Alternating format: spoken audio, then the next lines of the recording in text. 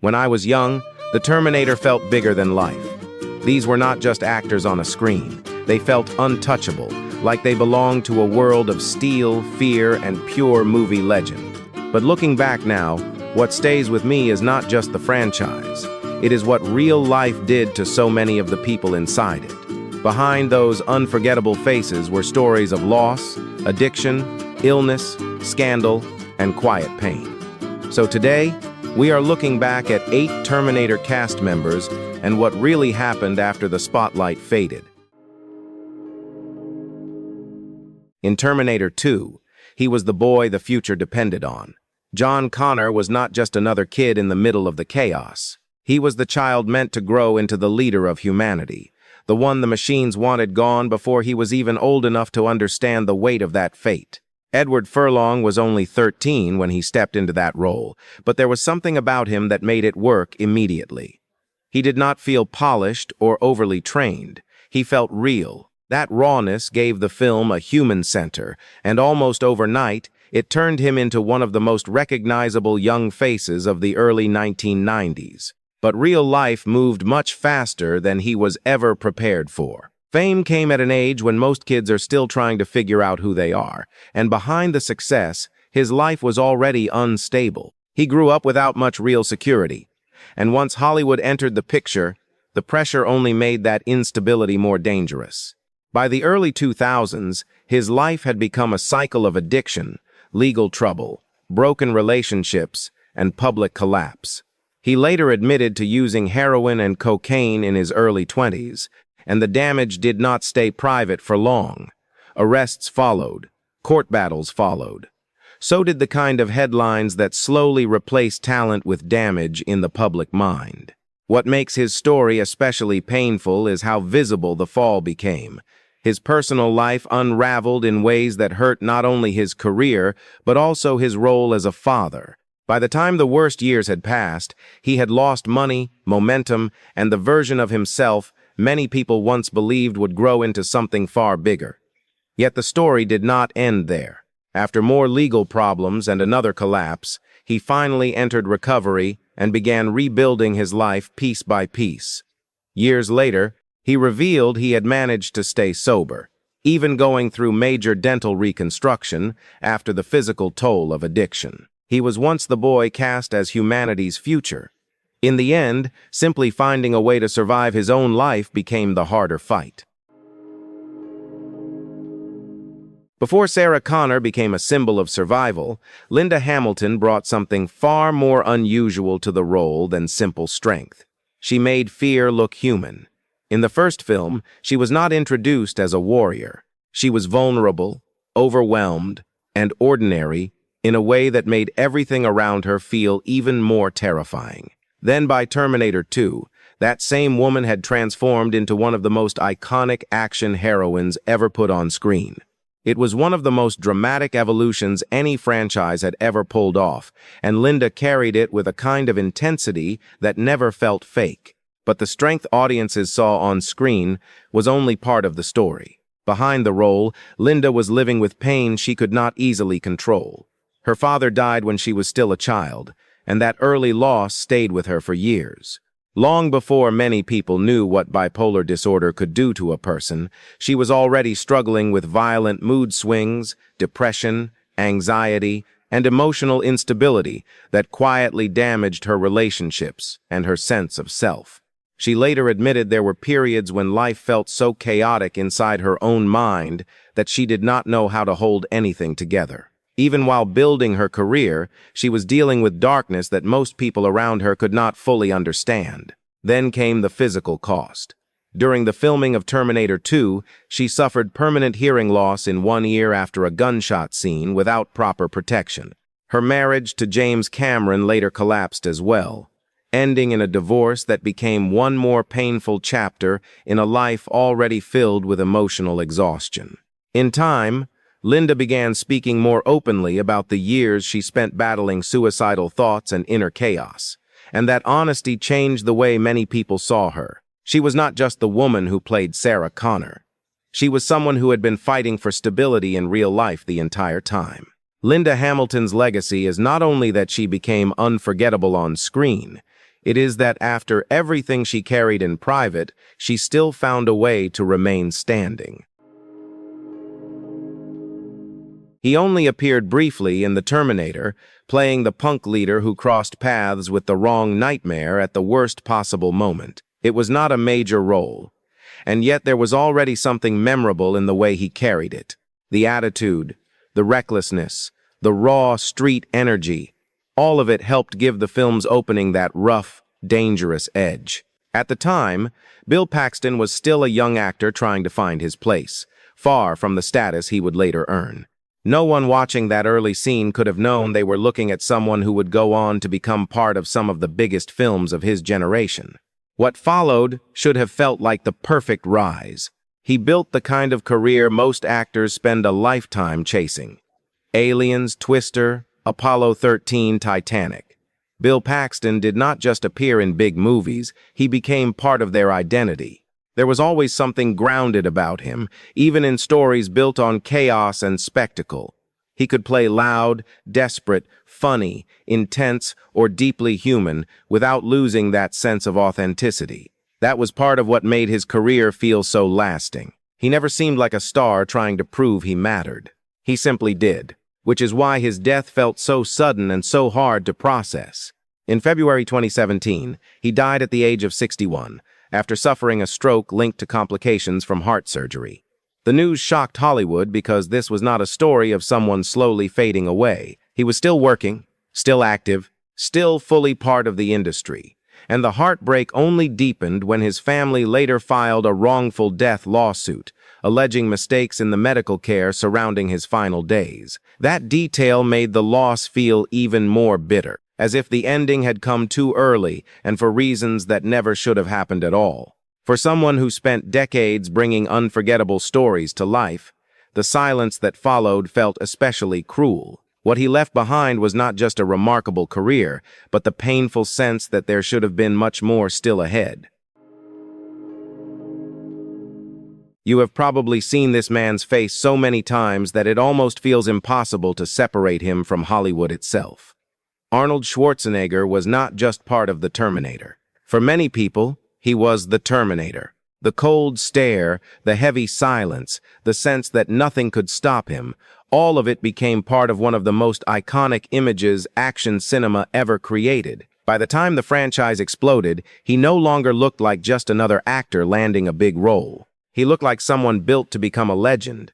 Real life, though, was never that simple. Behind that rise was a life shaped by pressure from the beginning. Arnold grew up under a strict father whose discipline reportedly crossed into physical punishment, and that kind of childhood leaves more behind than ambition. It leaves tension, fear, and a need to keep proving yourself long after success arrives. Even as he conquered Hollywood through films like Commando, Predator, and True Lies, his personal life was becoming far more complicated than the public image suggested. Relationships overlapped. Secrets followed him.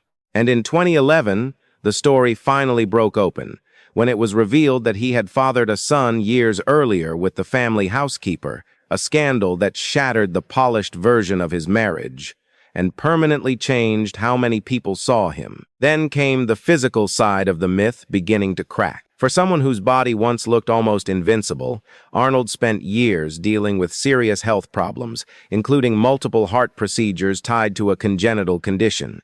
He also endured major accidents, broken bones, and long recoveries that stood in sharp contrast to the machine-like image people had attached to him for decades. The older he got, the more that illusion began to fall away. What remains impressive is not that he stayed perfect. It is that even after public embarrassment, physical breakdowns, and the collapse of the image he once sold so well, he kept going anyway. Not every face from The Terminator stayed equally famous, but some of them never really left the memory of the people who watched. Michael Biehn was one of those actors. As Kyle Reese, he did not play a polished action hero. He played a man already worn down by fear, war, and exhaustion, and that is exactly what made him believable. There was urgency in him. Desperation, too. He felt like someone carrying the weight of a future nobody else could yet see, and that gave the film a human center strong enough to stand beside all the machinery and violence around it. What happened after that should have led somewhere even bigger. He had the face, the presence, and the kind of intensity that fit perfectly into the cinema of that era. Aliens and the Abyss only reinforced that. For a while, it seemed like he was building the kind of career that would keep rising with every few years. But Hollywood does not always reward the people who seem most essential in retrospect. As the industry shifted toward bigger brands and safer bets, Michael Biehn started losing the kind of momentum many thought he had already secured. He later spoke openly about how little he was paid for films that became iconic, and how often he found himself watching bigger opportunities pass him by. At the same time, his personal life was becoming more difficult than people realized. Alcohol slowed him down during years when his career should have been gaining force, and health problems later pushed him even further from the version of success many expected. Around 2008, he suffered a stroke and later underwent heart surgery, forcing him to step back and reassess everything. That kind of interruption changes more than a career. It changes the way a person sees time, ambition, and what is still worth chasing. So his story never became one of superstardom. It became something quieter than that. A man who did not get everything the industry once seemed to promise him, but kept finding ways to continue anyway, even after the spotlight moved on. Some faces were never built for glamour, and that was part of what made Lance Henriksen so unforgettable. In The Terminator, he played Detective Hal Vukovich with the kind of worn, grounded presence that made the chaos around him feel more believable. He did not need flashy dialogue or heroic posturing to leave an impression. There was already something lived in about him, something rough around the edges, as if life had been pressing on him long before the cameras ever started rolling. That quality would become one of the reasons audiences kept remembering him for decades. And in truth, that toughness did not come from nowhere. Long before Hollywood gave him a place, Lance Henriksen had already lived through the kind of instability that could have broken most people much earlier. He grew up in a deeply troubled environment, dealing with neglect, violence, and a lack of direction that followed him into early adulthood. He left school young and remained illiterate until nearly 30, later teaching himself to read by recording scripts and memorizing them line by line. Even that detail sounds almost impossible when you look at the career he eventually built. Before acting gave him a future, he worked manual labor jobs and drifted through a life that looked nothing like the one audiences would later associate with him. That is why his success always carried a different kind of weight. He did not arrive in Hollywood as someone polished and ready-made. He arrived as someone who had already survived himself. Over time, that survival turned into a remarkable body of work, from The Terminator to Aliens to Millennium and beyond, building a reputation as one of the industry's most reliable and quietly intense character actors. While others chased stardom, Lance seemed to build something sturdier than that. He built endurance. Even into later life, he kept working, kept showing up, and kept proving that longevity sometimes says more than fame ever could. Looking back at his story now, what stands out most is not celebrity. It is the strange power of someone who came from almost nothing and still found a way to last. Then comes Paul Winfield, who played Lieutenant Ed Traxler, the veteran police officer, the calm authority trying to make sense of something no one around him was truly prepared to understand in The Terminator. He was 45 years old when he took on the role, and even without dominating the film, he gave it a kind of grounded intelligence that helped hold the human side of the story together. In a movie built on panic, violence, and disbelief, his presence brought restraint, credibility, and control. But the life behind that quiet authority carried a different kind of struggle. Paul Winfield came through Hollywood at a time when black actors were still being boxed into narrow, limiting roles, no matter how much depth they brought to the screen. Even with extraordinary talent, he often had to fight for space in an industry that was slow to see black performers as full dramatic leads. And still, he broke through. His performance in Sounder earned him an Academy Award nomination, a rare and meaningful achievement in that era, and over the years he built a body of work defined by range, dignity, and emotional intelligence. Whether in film, television, or voice work, he kept showing up with the kind of consistency that does not always get celebrated loudly, but lasts much longer than hype. What made his later years especially sad was how much he endured without turning his life into spectacle.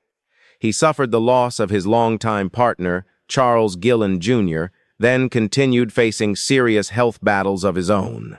In 2004, he died at the age of 64 after a heart attack following years of struggling with obesity and diabetes. There was no scandal around his ending, no public collapse, no dramatic self-destruction. Just a gifted actor who kept carrying himself with grace while life became heavier around him. Some people leave behind fame. Others leave behind respect. And in his case, that may be the more lasting legacy. Now we come to Robert Patrick, who played the T-1000, the shape-shifting machine, the cold and almost flawless killer who made Terminator 2 feel even more dangerous. He was just 32 when he stepped into the role, and from the moment he appeared, he changed the energy of the film completely. He did not play the villain with loud theatrics or oversized emotion. He played him with control, precision, and a kind of silence that made the character even more unsettling. That performance turned him into one of the most unforgettable faces in the entire franchise. But the life surrounding that breakthrough was far less secure than it looked. When Robert Patrick landed Terminator 2, he was not coming from a place of comfort or power. He was struggling, living cheaply, trying to survive in Hollywood while chasing a career that still had not fully opened for him. And years before that, his story had nearly ended much earlier. In 1984, during a boating accident on Lake Erie, he almost drowned after spending hours in the water trying to save others. It was the kind of moment that can divide a life into before and after. In his case, it became part of what pushed him to start over and keep moving towards something bigger. Even after Terminator 2, success did not make everything easier. He later admitted that alcohol had quietly affected parts of his early career, slowing opportunities and creating struggles the public did not really see. While he earned strong respect through projects like The X-Files, Scorpion, and later Peacemaker, he never quite crossed into the same level of superstardom some of his peers reached. What he built instead was something steadier than that. He rebuilt himself, stayed disciplined, and kept working across decades in a business that usually forgets people much faster. Not every legacy ends up looking like fame. Sometimes it looks more like endurance, and that may be exactly why his story still carries so much weight. Looking back now, what makes the Terminator cast so unforgettable is not just what they gave us on screen. It is the strange distance between the legends we remember and the lives they actually had to live. Some of them carried loss. Some carried illness, addiction, or private pain that never fit the image people had of them. And maybe that is what makes these stories stay with us. Behind all the steel, the action, and the mythology, they were still human. So after hearing all of this, which story stayed with you the most? Let me know in the comments below. And if you want more Hollywood stories like this, be sure to subscribe.